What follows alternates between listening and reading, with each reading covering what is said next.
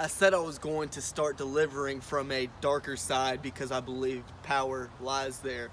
And what I want to start with is possibly changing your perspective on suffering.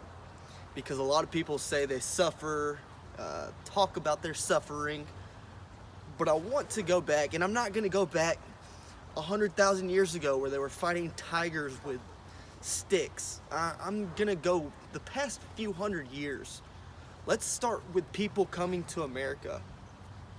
They came here on wooden boats, sailing by wind, where they had a very high chance of dying at sea. Once they got to America, it was completely wild, and they had to rush to build cabins and get firewood and maybe hunt so they can last through the winter. And then they have to fight a war for independence. Okay, let's go forward a little bit. The country finally establishes some boundaries, starts making some money, and you can see that it's becoming a country, and then they have a civil war where half the population dies. Literally every single person in America knew someone that died in the war. Okay, well, let's fast forward a little more. We have an industrial revolution. Then we have the Great Depression. That's something your great-great-grandparents went through, maybe your great-grandparents. That was awful. And what I'm trying to display is, are you really suffering? And I'm not trying to downplay it. I understand there is true suffering. Something like an innocent child getting cancer, and you have to go through that, and God only knows how you're gonna pay for it, or endure having to watch a child not even understand why they're sick go through that.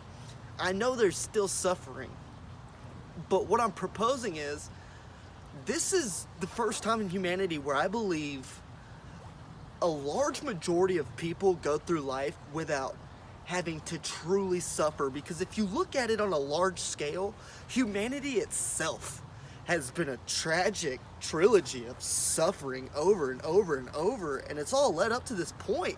And if you don't see how good this point is, I can't understand it. And that's why I'm trying to mold this specific view so you can take in how beautiful your life is right now. Breaking up with your boyfriend or girlfriend or losing a job is not suffering. A lot of people say they're suffering.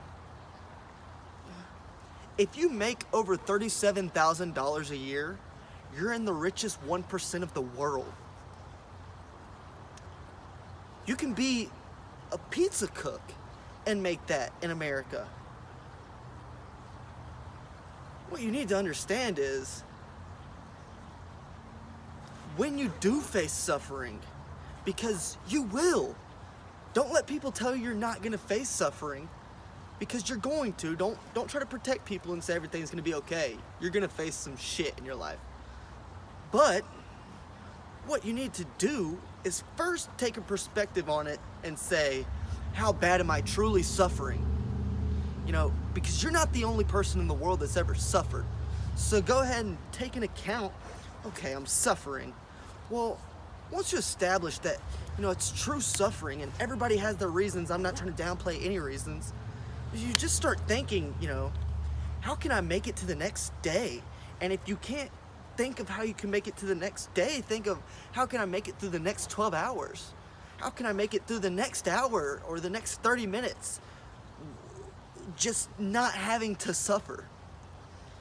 Because the beautiful thing about our lives right now is we actually don't suffer our entire existence.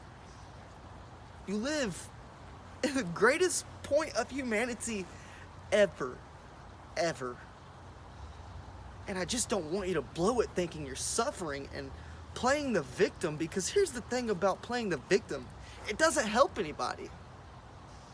What helps is when you take responsibility of your suffering and say, yeah, I'm kind of pathetic, but who gives a fuck, because I'm still gonna try to make something of myself.